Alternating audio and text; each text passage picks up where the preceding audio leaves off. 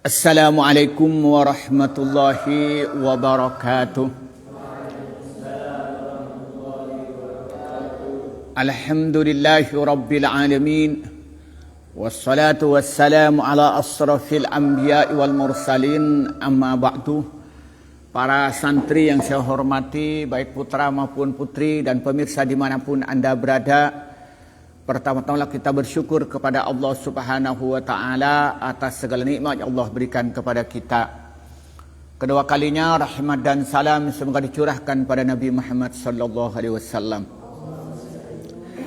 Para santri yang saya hormati, pada pertemuan kali ini saya tidak membaca kitab Mafahim Yajibu an Tusahhaha, tapi akan membicarakan tentang persiapan kita menghadapi bulan Ramadan, di mana insya Allah 14 hari lagi kita akan masuk bulan Ramadan, di mana bulan ini adalah bulan yang sangat mulia. Kenapa? Karena di bulan itu Al-Quran diturunkan. Al-Quran diturunkan. Bahkan pada malam Al-Quran diturunkan, itu disebut namanya malam Lailatul Qadar. Itu adalah malam yang penuh barakah. Malam yang penuh barakah. Bahkan orang yang mendapatkan malam Lailatul Qadar ini, itu lebih baik daripada ibadah 1000 bulan. Lebih baik daripada ibadah 1000 bulan. Kalau dihitung dengan tahun berapa? Berarti sama dengan 84 tahun. Jadi kalau orang yang mendapatkan kebaikan malam Lailatul Qadar, yaitu malam dulu Al-Quran diturunkan itu, turunkan itu sama dengan sampean hidup umurnya 84 tahun, sejak lahir sampai mati kerjanya hanya ibadah. Jadi apa saja yang berkenaan dengan Al-Quran itu menjadi mulia. Nabi yang menerima Al-Quran adalah Nabi yang paling mulia. Siapa itu? Nabi Muhammad. Malaikat yang menyampaikan Al-Quran adalah malaikat yang paling mulia. Siapa itu?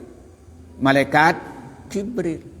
Bulan di mana Al-Quran diturunkan, maka itu menjadi bulan yang paling mulia. Siapa itu? Yaitu bulan Ramadan.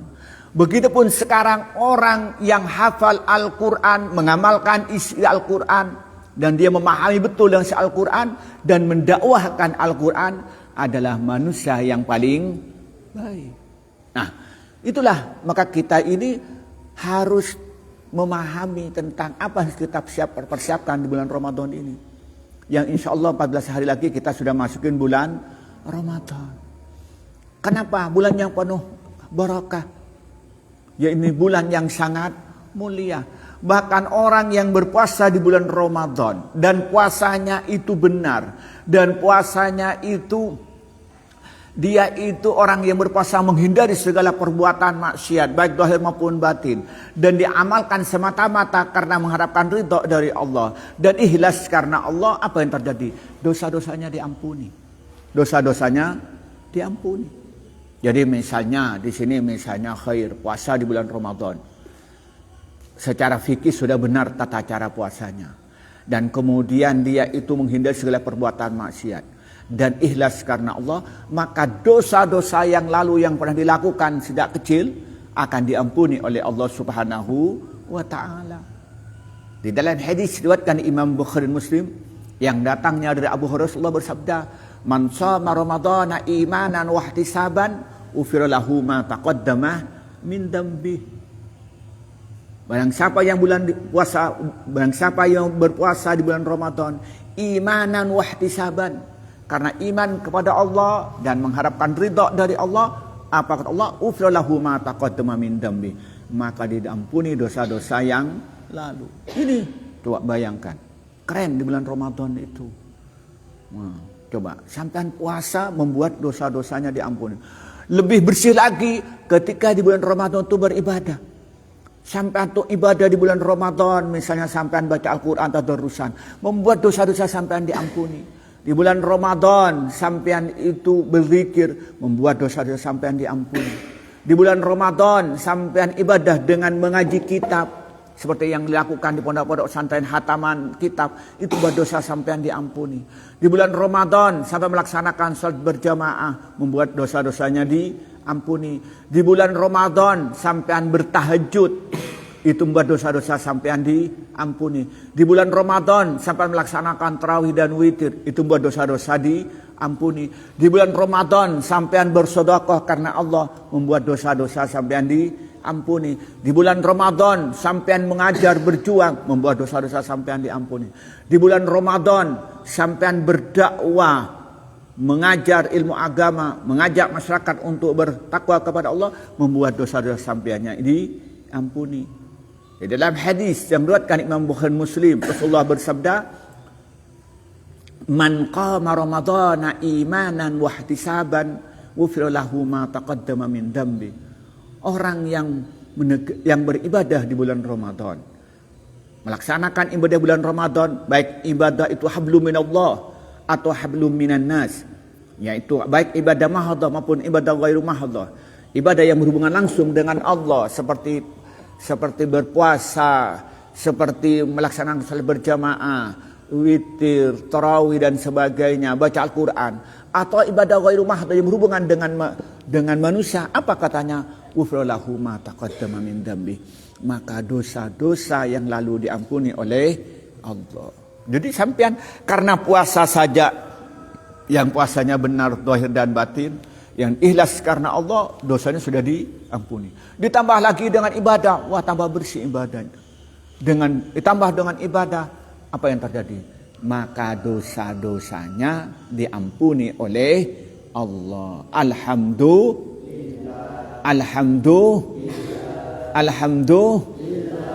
Iya, coba bayangkan. Ini tidak didapatkan di bulan-bulan yang lain. Karena di bulan Ramadan ini adalah bulan yang istimewa. Orang di bulan Ramadan itu dipermudah oleh Allah untuk beribadah. Dipermudah. Buktinya, kita jarang mendengarkan orang baca Al-Quran pada malam hari. Tapi di bulan Ramadan kan rame. Dari masjid ke masjid, dari musola, rumah ke rumah, dari kampus ke kampus, dari pondok ke pondok, bersautan orang apa? Menghatamkan Al-Quran. Yang disebut namanya apa? Tadarrus. Coba hari-hari sekarang, malam hari. Wah, orang sibuk dengan apa? Main HP. Malam hari orang sibuk apa? Dengan nonton sinetron. Malam hari orang sibuk dengan apa? Dengan jagongan. Coba. Tapi bulan Ramadan kita melihat orang rame-rame, apa yang terjadi?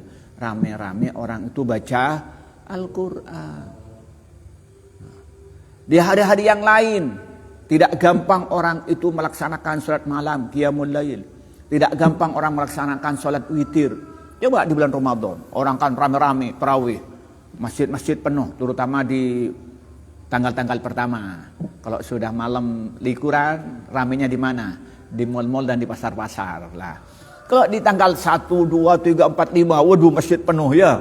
Sampai di depannya gelar gelar karpet dan sebagainya. Musola penuh. Waduh, kadang-kadang bahkan sampai sehalamannya penuh. Padahal di hari yang lain kan enggak ada. Iya, Pak ya? Orang melaksanakan sholat tarawih, sholat witir. Itu artinya apa artinya? Oleh Allah dipermudah di bulan Ramadan itu orang beribadah dah Allah. Alhamdulillah. Nah, orang-orang yang punya uang, apa yang terjadi? Mereka rame-rame melaksanakan ibadah umrah. Saya punya saudara dari istri ini, dia punya travel umrah. Saya guyonan, saya ingin umroh lah. Sekiranya saya itu mendapatkan Lailatul Qadar ada di likuran Lailatul Qadar itu ada di Mekah. Sudah enggak ada jatahnya, sudah habis. Padahal itu biayanya yang standar itu 40 juta. Itu sudah habis jatahnya. Karena orang sudah rebutan. Yang tanggal 1 Ramadan sudah habis, yang ada bulan Syawal katanya. Kenapa artinya? Orang-orang yang punya uang oleh Allah dipermudah untuk apa? Ibadah di Masjid Nabawi. Dipermudah oleh Allah untuk beribadah di Masjidil Haram. Bahkan di penduduk Arab sendiri, terutama Arab Saudi itu, lebih ramai mereka melaksanakan umroh itu. Lebih ramai mereka ibadah di Masjidil Haram daripada bulan-bulan haji. Kalau di bulan haji, mereka lebih banyak itu tidak melaksanakan ibadah haji dan umrah, mempersilakan kepada umat Islam di dunia untuk datang ke sana. Setelah mereka melaksanakan sendiri yang wajib, ya, setelah itu mereka itu mempersilakan kepada umat Islam di dunia untuk melaksanakan ibadah haji. Tapi mereka lebih ramai di bulan Ramadan. Menunjukkan apa ini? Allah mempermudah kepada umat Islam beribadah di bulan Ramadan. Hatinya lebih digerakkan untuk banyak ibadah di bulan Ramadan. Nah, ditambah lagi orang suka bersedekah. Coba sampean kalau di bulan Ramadan ada takjil. Ya, di jalan-jalan bagi-bagi es, kurma. Coba kalau sekarang tak ada. Umum pada sekarang sampean lebat tok. Ya. Ya Pak ya. Oh, ternyata di bulan Ramadan ini ini ada bagi-bagi sembako. Waduh, di depan sampean. Coba di bulan Ramadan itu banyak orang-orang bagi-bagi es, takjil ya, kadang-kadang sampai nasi, bahkan kadang-kadang yang ngundang buka bersama besar-besaran, apalagi dia orang kaya ngundang tetangga-tetangganya apa buka bersama, organisasi buka bersama, partai organisasi buka bersama, alumni buka bersama, keluarga family buka bersama. Kemudian lagi-lagi apa? Bagi-bagi sarung, bagi-bagi baju, terutama di PR. Apalagi pejabat-pejabat bagi-bagi di bulan Ramadan itu. Apa artinya? Oleh Allah dipermudah untuk berbuat baik. Dan orang itu merasa malu kalau berbuat maksiat di bulan Ramadan. Misalnya mau pacaran, malu. Kecuali yang biasalah gitu ya. Pahamnya masa Rian berani pacaran di bulan Ramadan? Kalau di bulan Ramadan berani ya, sambil minta izin pulang ya. Nah, nggak apa-apa, nanti kawin masih mau muda. Ya Zul, mau lomba dengan Rian, kawin lebih awal. Maka di bulan Ramadan itu perbuatan maksiat itu dipersulit oleh Allah, dipersempit, bukan dipersulit ya. Paling tidak itu volume tidak seperti di bulan-bulan yang lain. Orang malu mau bertengkar di bulan Ramadan itu. Kalau ada orang bertengkar, Ramadan jangan bertengkar, kan begitu. Kalau ada orang macam-macam mau judi, bulan Ramadan malu. Maka karena itu di bulan Ramadan ini saking dipermudahnya oleh Allah perbuatan baik, seakan-akan pintu surga dibuka, pintu neraka ditutup, dan setan diborgol. Rasulullah menyatakan, idza jaa Ramadan futihat abwabul jannah wa uliqat abwabun nar wa sufidatis syayatin. Kata Rasulullah, ketika bulan Ramadan itu datang, maka dibukalah pintu-pintu surga. Ini kalam majaz. Artinya apa? Dibuka pintu-pintu kebaikan menuju pintu surga. Yang tidak dibuka di hari-hari yang lain. Yang dulunya orang enggak berjamaah dibikin sholat berjamaah. Yang dulu orang tidak biasa qiyamul lail dibikin sholat malam. Yang di hari lain orang tidak senang baca Al-Quran dibikin senang Al-Quran. Namanya wa uliqat abwabun nar, dan ditutup pintu-pintu neraka. Saking banyaknya orang yang berbuat baik, maka sedikitlah yang berbuat jelek, dan orang merasa malu untuk berbuat jelek, berbuat maksiat, maka seakan-akan pintu neraka ditutup. Nah, setan tidak ada luasa untuk menggoda orang-orang pada waktu itu karena banyak orang berbuat baik. Maka wasufidatis syayatin, dan setan diborgol. Orang ditanya, katanya setan diborgol, kok masih ada di bulan Ramadan orang pacaran? Kok masih ada bulan Ramadan orang yang mencuri? Kok ada di bulan Ramadan itu orang yang masih korupsi? Iya. Karena setan itu diborgol, itu artinya tidak gampang menggoda. Tetapi orang yang sudah berbuat maksiat itu, orang bermaksiat itu kan ada dua. Ada karena godaan setan, ada karena dorongan hawa nafsu. Apa bedanya? Kalau sampai tidak pernah berbuat maksiat, langsung berbuat maksiat itu godaan setan. Misalnya Fikri nggak pernah pacaran, lalu dia pacaran, nah pada waktu itu namanya godaan setan. Nah, tapi kalau sudah biasa berbuat maksiat, misalnya sudah biasa berkata carpak misalnya, dia biasa. Nah, itu dulu pertama kali berbuat carpak itu godaan setan, tapi terus terbiasa carpak, biasa berkata bohong itu bukan setan lagi, apa? Dorongan hawa nafsu. Dulu dia waktu orangnya tuh iffah, nggak suka pacaran. Lalu pertama kali dia pacaran. Nah, pacaran pertama kali itu namanya apa itu? Dorongan hawa nafsu. Kalau namanya dorongan setan, godaan setan. Tapi kalau terus pacaran tuh namanya dorongan hawa nafsu. Paham ini? Nah, di bulan Ramadan ini setan tidak bisa menggoda. Tidak ada orang itu dulunya baik sekali, tiba-tiba pacaran di bulan Ramadan, nggak ada. Dulu orang itu jujur, tiba-tiba dia itu pengkhianat, tidak bisa. Tapi dia sudah terbiasa pengkhianat di bulan-bulan yang lain, lalu di bulan Ramadan meneruskan. Nah, itu bukan godaan setan, apa? Tapi dorongan hawa nafsu. Nah, orang-orang yang buat maksiat di bulan Ramadan itu bukan godaan setan, tapi dorongan hawa nafsu. Sampai di bulan Ramadan, di hari-hari yang lain, sholat subuh sering terlambat, bahkan tak sholat. Nah, di bulan Ramadan tak sholat, itu terbiasa sudah. Apa namanya? Dorongan nafsu. Nah, maka setan bulan Ramadan itu diborgol oleh Allah, maka dia itu tidak bisa menggoda manusia baru, cuma dia akan menemani pendosa-pendosa yang sudah lama, yang sudah bergelimang dengan hawa nafsunya. Begitu bulan Ramadan ini. Nah, cuma yang menjadi pertanyaan, bagaimana kita bisa meraih keberkahan bulan Ramadan ini? Bagaimana kita bisa mendapatkan Lailatul Qadar? Bagaimana kita itu bisa mendapatkan pintu-pintu surga tadi itu? Dan bagaimana kita diselamatkan dari pintu-pintu neraka? Dan bagaimana kita lolos dari jeratan godaan setan ini? Maka kita sebelum masuk bulan Ramadan ini harus membekali diri. Apa bekal kita? Yang pertama harus mempunyai ilmu berkenaan bulan Ramadan. Harus mempunyai ilmu. Maka banyak kitab-kitab itu membahas tentang bulan Ramadan. Ada fiqhus syam, ada apa judulnya itu, kalau kita di itu katanya fi rihabi Ramadan, dan banyak judul-judul yang lain yang berkenaan dengan bulan Ramadan. Nah, maka karena itu kita harus belajar. Yang pertama yang harus kita pelajarin apa? Berpuasa di bulan Ramadan. Kita kan puasa setahun sekali bagi yang nggak puasa Senin Kemis atau tidak puasanya Nabi Daud. Itu hanya setahun sekali.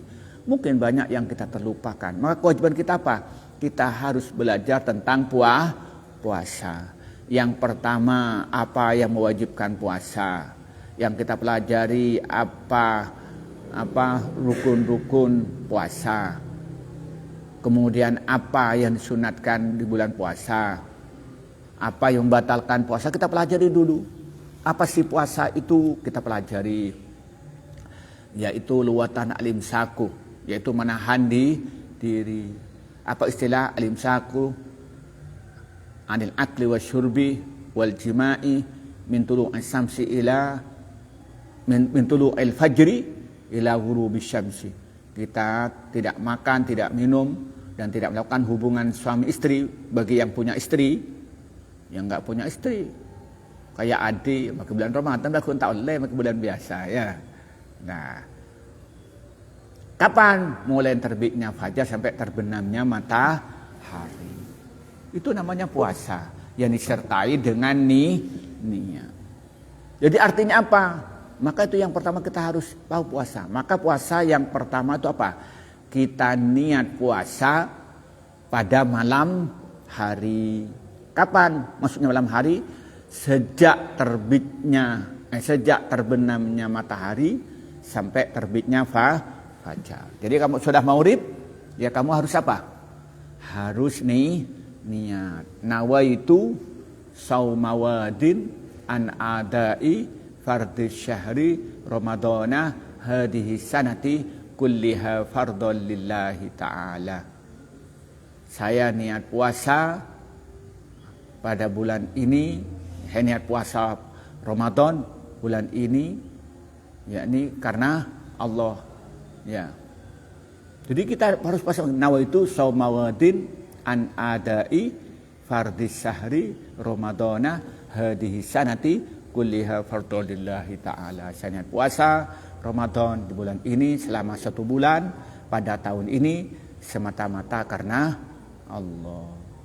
Jadi kita puasa, niat. Nah, niat ini tidak cukup di lidah, niat itu di hati. Kan kadang-kadang di bulan Ramadan kita ngelihat ya setelah sholat tarawih kan baca doa baca niat bersama-sama. Wah, yuk biasanya imam mimpin niat. Nawaitu saumawadin an adai fardhi syahri ramadana hadhihi sanati kulliha fardhu lillahi ta'ala. Kalau hanya bicara lidahnya saja dan hatinya tidak niat, tidak menyebut dirinya besok ingin berpuasa Ramadan fardhu karena Allah Subhanahu wa taala, maka berarti dia belum niat. Kalau belum niat apa berarti? Puasanya tidak sah. Ingat itu sampean. Sampaikan kepada saudara sampean. Di bulan Ramadan hanya membaca lafalnya niat saja dan hatinya belum berniat, maka berarti dia belum niat berpuasa. Maka karena belum niat berpuasa, maka puasanya tidak sah. Paham sampean? Jangan-jangan santri di sini juga begitu. Ya, Pak ya. Hanya biasanya bersama-sama. Buktinya apa? Setelah itu apa? Selesai nawaitu samawadin an adai fardhi syahri ramadana hadhihi sanati kulliha fardhu lillahi ta'ala. Allahumma sholli ala Muhammad ya Rabbi sholli alaihi wasallim. Salaman semua. Kan berarti enggak sempat hatinya berniat. Iya kalau sampai pintar bahasa Arab. Tidaknya ngomong, hatinya ngomong. Kalau enggak, misalnya kayak Syifa misalnya. Bisa tak Syifa? Enggak bisa. Paham itu ya? Itu yang harus sampean ketahui. Kemudian yang kedua, sejak sebelum terbitnya fajar sudah tidak makan. Bahasa kita apa? Imsak. Karena kalau sampean sudah terlanjur azan langsung makan itu batal puasa sampean. Maka karena itu kita ini sudah tidak makan sebelum azan subuh dimulai. Artinya apa? Sebelum fajar terbit sudah tidak makan. Kalau bahasa kita apa? Sejak imsak. Imsak. Iyaka wal aklah was surba. Wah, gitu kan? Imsak. Jauhilah atau hindarilah makan dan minum. Kan begitu biasanya di masjid-masjid. Kenapa? Karena dia itu harus ada jeda waktu sebelum subuh itu ya sudah tidak makan. Karena kalau dia makan sudah terbitnya fajar, maka puasanya tidak sah. Paham dia? Jadi niatnya apa dia? Sebelum subuh kemudian tidak makan sejak terbitnya fajar sampai terbenamnya matahari. Begitupun jangan begitu matahari terbenam langsung makan. Sampai selesai terbenam baru makan atau minum. Itu yang kedua. Nah, atau dia itu menghindari apa? Hubungan suami istri. Bagi yang punya suami, kalau santri Al-Qur'an masa punya suami? Enggak kan? Ya, enggak usah mikir itu. Yang penting tidak makan dan tidak minum. Nah, apa yang membatalkan? Yang membatalkan yang pertama, dia itu makan atau minum setelah terbitnya fajar dan sebelumnya terbenamnya matahari. Yang kedua, memasukkan makanan atau benda dari lubang yang tembus ke perut. Apa? Mulut, hidung, telinga, dan 2 kemaluan itu. Sampean pas kerokeran nih lo nggak gitu ya, itu batal. Aku telepon ada gini, itu telinganya itu batal juga. Kenapa? Karena ini. Jadi masukkan ini atau masukkan ini ke bagian dalam takdirnya. Ada gak ya kayak itu? Itu batal itu. Pak, membuang ini apa namanya gerang yang gini. Itu batal. Ini katanya di dalam kitab Tahrir itu memasukkan jari-jari ke hidung dalam kategori dalam, bukan luar. Itu termasuk dalam itu membatalkan. Atau masukkan bila sesuatu ke dalam telinganya telinga itu juga membatalkan. Kalau mata tidak, karena mata itu nggak tembus. Atau sampean suntik nggak apa-apa. Atau sampean impus nggak apa-apa, karena itu tidak tembus ke perut. Tapi hidung tembus, telinga tembus. Apalagi mulut. Maka kita ini tidak boleh yang membatalkan itu masukkan sesuatu dari lubang yang memiliki manusia yang tembus ke perut, mulut, hidung, telinga dan dua kemaluan. Misalnya sampean itu mandi dengan sungai, lalu buang air besar, kan terbuka, masuk begini lagi itu berarti batal. Apa? Karena ada air yang masuk dari ini. Atau yang perempuan kencing di dalam sungai, bukan ke sungai ya, dalam sungai itu batal. Kenapa? Karena ada air yang masuk. Paham nih ya? Itu yang kedua. Yang ketiga, dia sengaja melakukan hubungan suami istri bagi yang punya istri. Misalnya Reza sudah menikah misalnya, lalu dia kumpul tidur dengan istrinya bulan Ramadan, batal. Ya, paham ya? Maka itu batal itu. Maka itu yang batalkan apa? Melakukan hubungan suami istri. Kemudian yang keempat apa yang batalkan itu? Apa? Sengaja muntah. Umpamanya sengaja diginikan supaya apa? Muntah. Atau sengaja melihat sesuatu yang jijik bikin hatinya muntah. Atau mikir-mikir sesuatu yang jijik sehingga muntah. Pokoknya ada dia usaha untuk muntah dan betul-betul muntah, maka hukumnya batal puasanya. Ada nggak yang kayak itu? Nah, sengaja melakukan sesuatu yang bikin dia itu keluar muntah, maka hukumnya batal. Hati-hati sampean itu. Jangan sampai sampean itu melakukan sesuatu yang mendorong untuk muntah. Yang kelima apa? Dia sengaja mengeluarkan air mani. Katanya orang itu istimna, onani. Itu batal puasanya. Namanya istimna. Hati-hati di bulan Ramadan. Melakukan sesuatu yang membuat ini. Atau sengaja dia nonton film, lalu muncrat. Batal puasanya itu. Kenapa namanya? Ada usaha dia itu untuk mengeluarkan air mani. Batal puasanya itu. Karena namanya sengaja. Paham ya? Ya kalau membatalkan itu sederhana. Makan atau minum, melakukan hubungan suami istri, kemudian dia itu sengaja muntah, ya. Kemudian dia itu mengeluarkan air mani. Itu yang membatalkan. Itu secara fikih. Tapi yang paling banyak membatalkan itu adalah batal pahalanya, bukan batal puasanya. Secara fikih sampai tidak batal, pamannya sampai itu sudah niat di malam hari, tidak makan, tidak minum. Tapi kerjanya sampean apa? Berbuat dusta. Carpak terus. Dosa tak? Enggak dosa? Dosa. Atau sampean itu mencaci maki temannya sendiri. Bilang, kan ada. Kadang-kadang bilang pada temannya itu dengan nama-nama binatang itu. Ada enggak kayak itu? Berarti apa? Rofas. Atau dia itu bercerita tentang hubungan suami istri. Cerita-cerita yang mesum itu. Atau dia bertengkar dengan temannya, bertengkar dengan tetangga. Atau dia riba, baik riba langsung atau pakai apa? Pakai smartphone, pakai WA, pakai Google Duo, pakai Line dan sebagainya. Apa yang terjadi? Maka dia hilang pahalanya. Maka hilang puasanya. Kenapa? Karena melakukan rafas dan fusuk.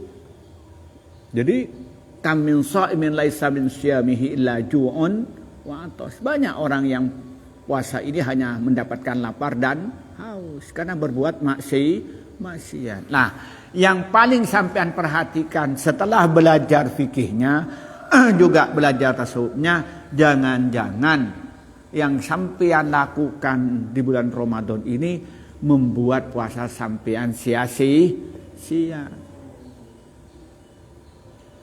Maka kata Rasulullah, dia menjelaskan, kalau ada orang yang berpuasa di bulan Ramadan tapi tidak meninggalkan qaul zur, ya, wal amal bihi, dan dia tidak meninggalkan mengerjakan perbuatan zur, perbuatan dosa, falaisa lillahi hajatun, maka Allah tidak peduli dia, Allah tidak butuh dengan puasa dia.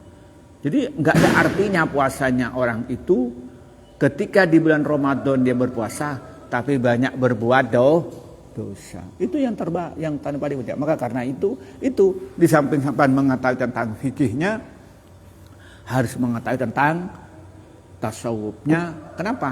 Supaya puasa sampean ini diterima oleh Allah. Maka kata Imam Ghazali itu, puasa itu ada 3 tingkatan. Shaumul awam, shaumul khusus, wa shaumu khususil khusus. Ada puasanya orang awam. Puasa orang awam itu tidak makan, tidak minum, tidak melakukan hubungan suami istri, mulai terbitnya fajar sampai terbenamnya matahari, dan niat berpuasa, tapi dalam kenyataannya dia banyak berbuat dosa. Baik dosa dikerjakan oleh hatinya iri, hatinya dengki. Kemudian dikerjakan oleh anggota badan, matanya itu kemana-mana. Yang dikerjakan tangannya perbuatan dosa.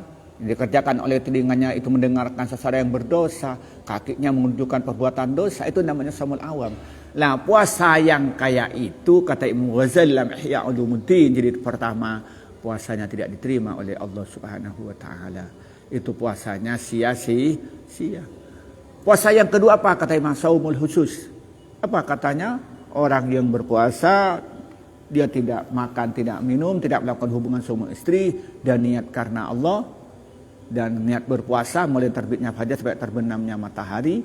Namun dia itu menghindari perbuatan maksiat dan juga berbuat baik, dan hatinya banyak berzikir kepada Allah. Itu shaumul khusus. Dan ini berpotensi untuk diterima oleh Allah puasanya, karena dia puasa dari makan tidak minum dan berpuasa dari perbuatan maksiat. Ada puasa yang ketiga apa? Shaumu khususil khusus. Dia berpuasa tidak makan tidak minum, tidak melakukan hubungan suami istri, dan niat berpuasa sejak terbitnya fajar sampai terbenamnya matahari. Dia menghindari segala perbuatan maksiat, banyak ibadah kepada Allah, dan hatinya selalu ingat kepada Allah. Ini puasanya para nabi, ini puasanya para wali. Nah, maka karena itu di tradisi di pondok pesantren apa di bulan Ramadan itu, orang supaya menghindari perbuatan maksiat, biasanya apa? Sholat berjamaah, sholat tarawih, sholat witir, kemudian tadarusan. Setelah itu apa? Ngaji kitab. Pagi mulai subuh ngaji kitab sampai duhur. Duhur istirahat. Kemudian sholat jamaah duhur, zikir, ngaji lagi sampai asar. Asar mereka berjamaah, lalu ngaji lagi sampai maghrib. Maghrib berbuka sampai isya, ada yang tidak. Kemudian setelah isya dia itu melaksanakan sholat isya berjamaah, tarawih, witir, baca Quran, lalu ngaji kitab sampai jam 1 malam. Baru mereka istirahat sebentar, lalu nanti jam 3 sudah bangun, tahajud lagi, kemudian sahur sampai subuh dia zikir. Begitu di pondok pesantren itu ketika bulan Ramadan. Kenapa? Ingin masuk saumu khususil khusus. Nah, ini yang potensi untuk diterima oleh Allah puasanya. Nah, ini yang pertama. Jadi harus tahu ilmunya tentang bulan Ramadan. Mulai puasa Ramadan, keutamaan bulan Ramadan kita pelajari. Itu yang pertama.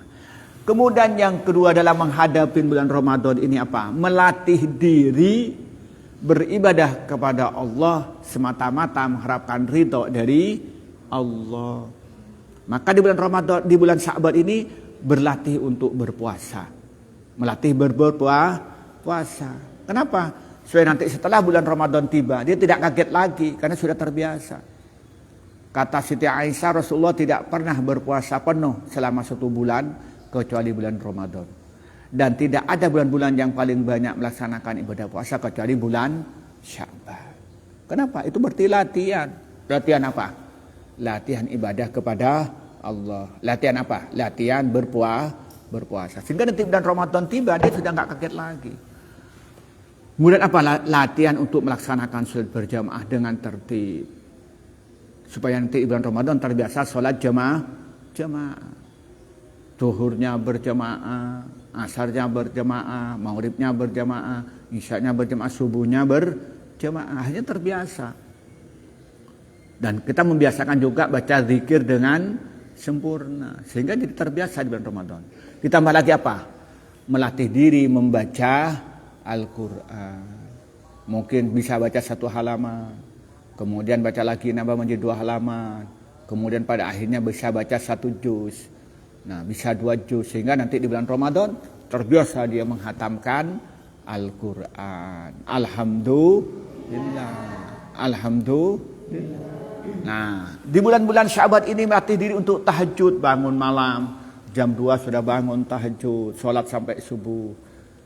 Ya, sholat tahajud, lanjutkan dengan witir. Sehingga di ketika bulan Ramadan tiba dia terbiasa. Dia tidak bingung lagi dia itu tahajud.